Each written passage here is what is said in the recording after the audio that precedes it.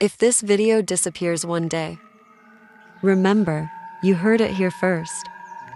Because this is not just African history. It is a story that was buried, rewritten, and almost erased forever. Tonight, you will hear the truth about an African power so feared.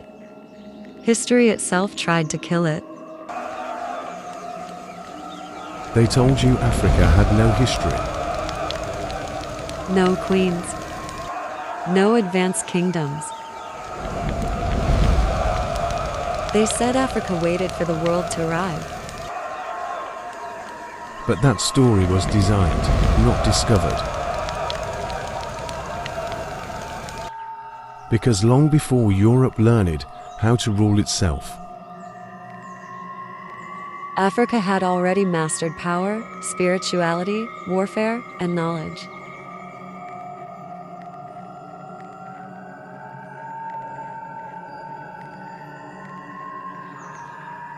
And some of that knowledge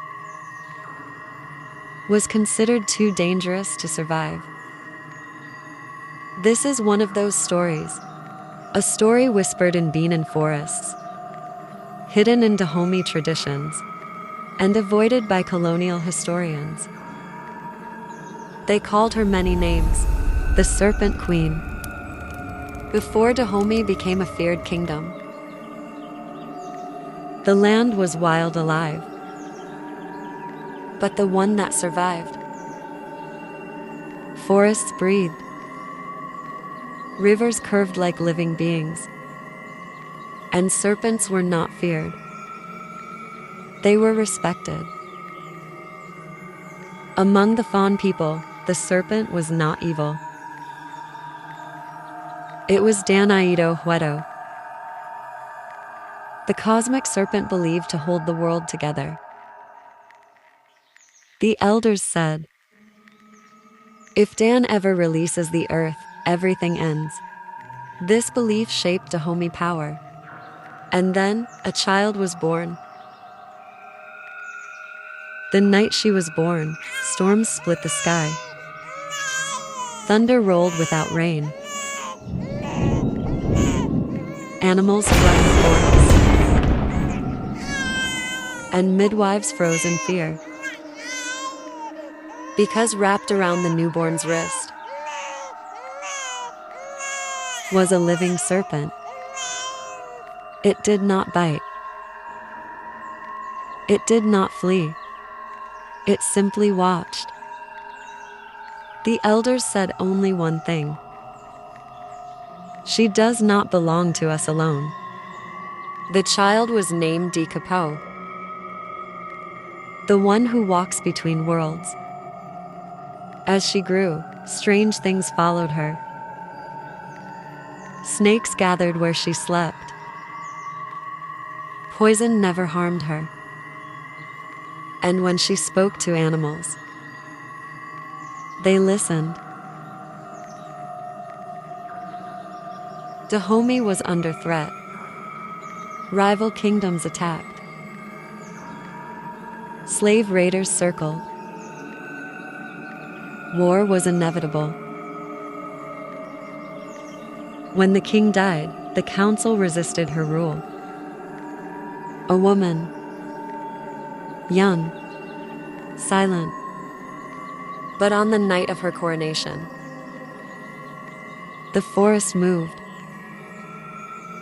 Thousands of serpents crossed the land, blocking roads surrounding enemy camps. By morning, invaders fled without battle. That day, Dikapo became queen. Not by force, by fear and belief. Under her rule, Dahomey changed.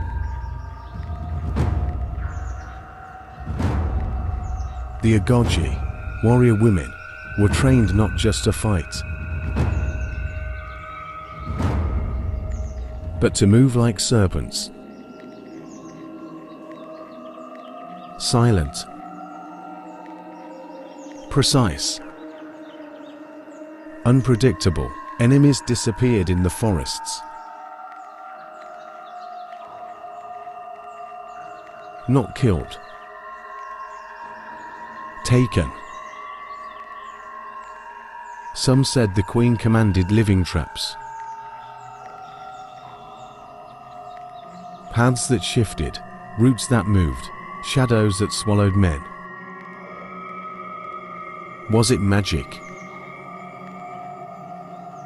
Or mastery of terrain and psychology? It didn't matter. Because fear works whether magic is real or not. But power always demands payment. The elders warned her. Spirits do not give forever. The queen began spending nights alone at the sacred tree, where serpents coiled endlessly around its roots. Villagers said her eyes changed. Her voice deepened. Her presence felt heavy. Calmer. Then came the final invasion. Fire. Steel. Numbers greater than any before. And the queen made her choice. On a moonless night, she vanished. So did the palace. So did the invaders.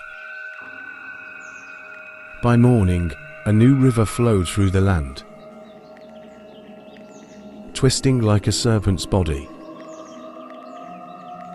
No bodies were ever found. No records written. Colonial historians later called it a myth. But elders still whisper. She did not die. She became. Because stories like this remind the world of something dangerous. That Africa did not lack power. Africa mastered it. That African women ruled with authority. African spirituality shaped empires. And African knowledge terrified outsiders. That truth threatened the narrative. So it was buried. Until now. If you felt something while listening, it's because stories remember us, even when history lies. And these are the stories they tried to erase.